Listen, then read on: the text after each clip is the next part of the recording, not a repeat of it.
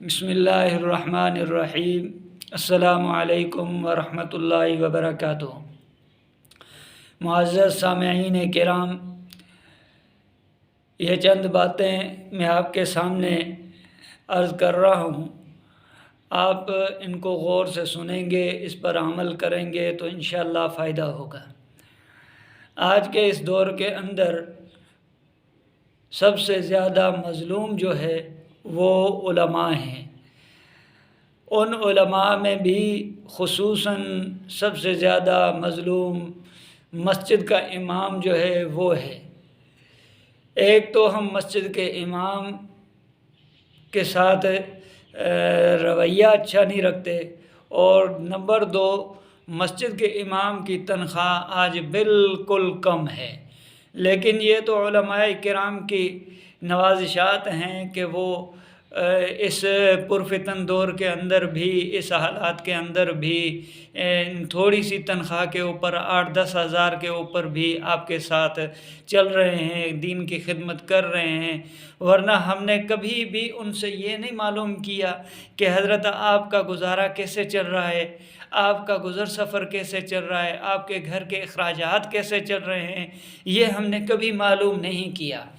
لیکن یہ کام ہم نے ضرور کیا ہے کہ ہم نے ہر محاذ پر علماء کی مخالفت ضرور کی ہے۔ پھر مخالفت کے اپنے اپنے طریقے، اپنے اپنے انداز ہوتے ہیں۔ لیکن میں آپ کو ایک بات واضح طور پر بتا دوں کہ آپ حضرات جو بھی علماء کی مخالفت کرتے ہیں وہ برائے مہربانی باز آ جائیں، کیونکہ علماء کی بد دعا وہ بڑی خطرناک بد دعا ہوتی ہے، اس کے اندر آپ نہیں بچ سکتے۔ کیونکہ علماء بظاہر تو کھلم کھلا کسی کو بد دعا نہیں دیتے، لیکن دل کے حال جو ہیں وہ اللہ کی ذات جانتی ہے۔ اللہ علیم بذات صدور ہے، وہ مظلوم کی جو ہوتی ہے، جو مظلوم کی بد دعا ہوتی ہے، اس کو اللہ تعالیٰ سنتا ہے، اور اللہ تعالیٰ کے ہاں مظلوم کی بہت جلد پہنچ جاتی ہے۔ مجھے ایک واقعہ یاد ہے حضرت سعد بن ابی وقاص رضی اللہ تعالیٰ عنہ کا۔ وہ سعد بن ابی وقاص رضی اللہ تعالیٰ عنہ جو رسول اللہ صلی اللہ علیہ وسلم کا صحابی ہے، جسے رسول اللہ صلی اللہ علیہ وسلم اپنا ماموں کہا کرتے تھے، اور وہ سعد جن کو حضور علیہ الصلاۃ والسلام فرمایا کرتے تھے کہ فدا کا ابی و امی، اے سعد تجھ پر مجھ محمد کے ماں باپ قربان ہو جائیں۔ وہ سعد جو حضور علیہ الصلاۃ والسلام کے ساتھ ہر جنگ، ہر محاذ پر، ہر غزوات میں شریک ہوتے تھے اور بڑے تیر انداز ہوتے تھے، اور حضور علیہ الصلاۃ والسلام سعد کو دعائیں دیتے تھے۔ لیکن وہ سعد کوفے کی مسجد کے اندر مصلی امامت پر کھڑے ہو گئے ہیں۔ خلافت فاروق اعظم کا زمانہ ہے، حضرت سعد بن ابی وقاص کوفے کی مسجد کا امام ہے۔ لیکن لوگوں کا یہ حال ہے کہ آج کل تو یہ مخالفت جو ہو رہی ہے، جو پروپیگنڈے ہو رہے ہیں، میں عموماً کیا کرتا ہوں کہ ان کی کوئی حیثیت نہیں ہے، ہماری بھی کوئی حیثیت نہیں ہے، ہم کیا چیز ہیں۔ آج کل کے علماء کی اتنی کوئی بڑی حیثیت نہیں ہے۔ مخالفت تو سعد بن ابی وقاص کی بھی ہوئی ہے، جو سعد بن ابی وقاص رضی اللہ تعالیٰ عنہ حضور کا صحابی ہے۔ حضور علیہ الصلاۃ والسلام جسے ماموں کہا کرتے تھے، وہ کوفے کی مسجد میں امام بنا تو اس کی بھی مخالفت شروع ہو گئی۔ کوفے کی مسجد سے، کوفے کے علاقے سے خطوط آنا شروع ہو گئے، پرچیاں آنا شروع ہو گئیں حضرت فاروق اعظم رضی اللہ تعالیٰ عنہ کے پاس۔ حضرت فاروق اعظم رضی اللہ تعالیٰ عنہ کو جب شکایات موصول ہوئیں حضرت سعد بن ابی وقاص رضی اللہ تعالیٰ عنہ کی، تو حضرت فاروق اعظم رضی اللہ تعالیٰ عنہ نے 2 شخصوں کو تفتیش کے لیے، تحقیق کے لیے کوفے روانہ کیا۔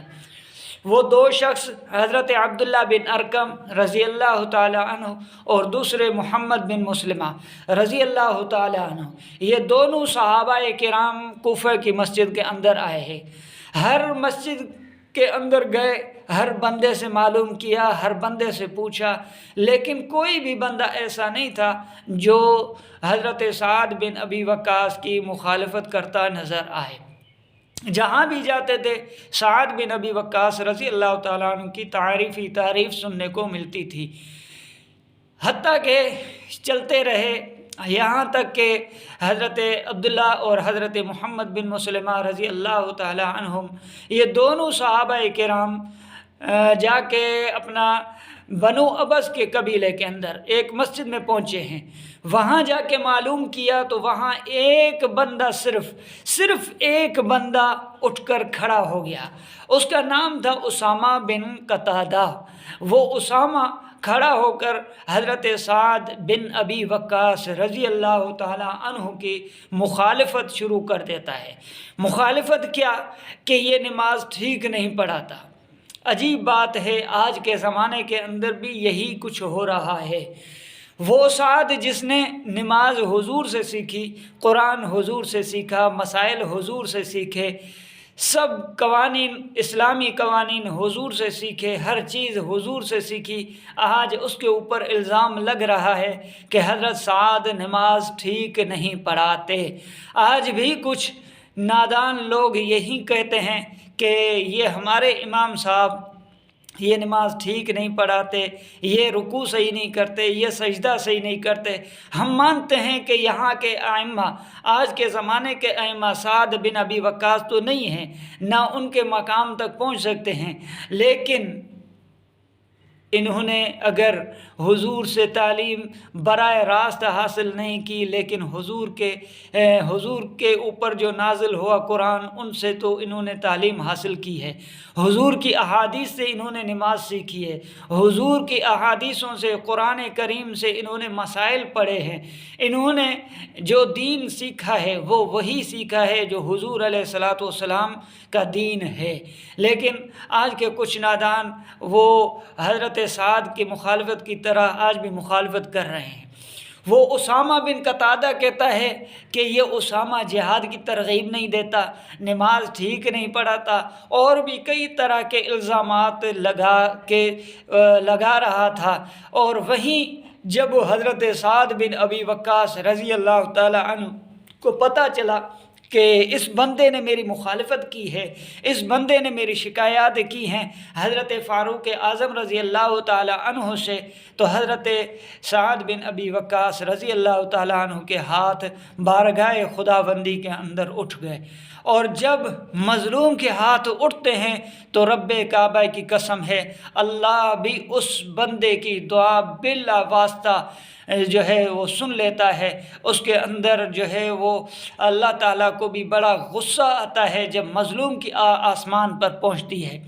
حضرت سعد بن ابی وقاص رضی اللہ تعالی عنہ نے ہاتھ اٹھا کر دعا کی کہ رب العالمین، یہ بندہ اگر جھوٹ بول رہا ہے، میرے اوپر الزام لگا رہا ہے، میری مخالفت کر رہا ہے، تو رب العالمین تو اس کی عمر کو لمبا کر دے، اس کی عمر زیادہ کر دے، اور اس کی محتاجی میں اضافہ کر دے۔ وقت گزر گیا، ٹائم گزر ہی جاتا ہے، مانا کہ حضرت سعد بن ابی وقاص رضی اللہ تعالی عنہ معزول بھی ہو گئے، وہ واپس بھی چلے گئے، امامت وہ بھی چلی گئی، خلاف جو کوفہ تھا وہ بھی انہوں نے چھوڑ دیا، لیکن حضرت سعد کی بد دعا معزول نہیں ہوئی، حضرت سعد کی بد دعا رائے گاہ نہیں گئی، وہ اللہ کے ہاں مقبول ہو گئی، وہ قبول ہو گئی۔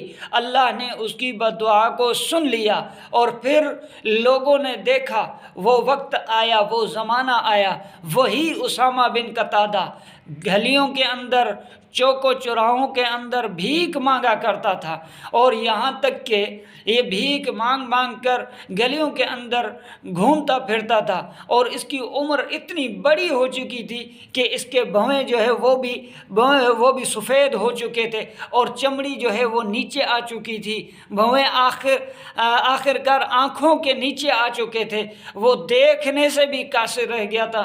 محتاجی کا یہ عالم تھا کہ وہ بھیک مانگا کرتا تھا، اور لوگ جب نوجوان بچیاں عورتیں جب گلیوں کے اندر سے نکلتی تھی، وہ گزرتی تھی، تو یہ اسامہ بن قتادہ ان عورتوں کو چھیڑتا تھا، ان کی چھیڑ خانی کرتا تھا۔ پھر جب لوگ کہتے تھے کہ بوڑھے تجھے شرم نہیں آتی، تجھے حیا نہیں آتی کہ اس عمر کے اندر تو ان بچیوں کو چھیڑتا ہے، نوجوان عورتوں کو چھیڑتا ہے، تو وہ اسامہ کہتا تھا کہ یار میں کیا کروں، میرا قصور نہیں ہے، مجھے سعد بن ابی وقاص کی بد دعا کھا گئی ہے۔ تو میرے دوستو، یہ تو سعد بن ابی وقاص کی بد دعا تھی۔ یہ آپ مت سمجھنا کہ سعد صحابی تھا اسی لیے اس کی بد دعا قبول ہو گئی، نہیں نہیں نہیں۔ آج بھی جو علماء کرام کی توہین کرتے ہیں، جو علماء کے خلاف پروپگنڈا کرتے ہیں، ٹھیک ہے اگرچہ وہ وقتی طور پر ان کا پروپگنڈا کامیاب ہو بھی جائے، لیکن جب مظلوم علماء کی آہ نکلتی ہے تو ان پروپگنڈا کرنے والوں کا انجام بھی بڑا برا ہوتا ہے، ذلت ان کا مقدر ہوتی ہے، اور یہ چوک و چوراہوں پر پھر ایسے گھومتے ہیں جیسے اسامہ بن قتادہ گھومتا تھا۔ تو میرے دوستو، آپ اگر علماء کرام کو کچھ نہیں دے سکتے اور اگر کچھ خدمت نہیں کر سکتے تو کم از کم آپ علماء کی مخالفت بھی نہ کریں۔ مخالفت کرنے کا انجام بہت برا ہوتا ہے۔ اور دوسری بات، جو متولیان مسجد ہیں وہ بھی ذرا ہوش کے ناخن لیں۔ ذرا سی بات پر کسی کو نکالنا، ذرا سی بات پر کسی کو نشان ٹارگیٹ بنانا، کسی کے اوپر تنقید کرانا، یہ بھی ٹھیک نہیں ہے۔ کیونکہ آپ پہلے تحقیق کریں، کیونکہ یہ ضروری نہیں ہے کہ آپ کا امام جو ہے وہ قصوروار ہو۔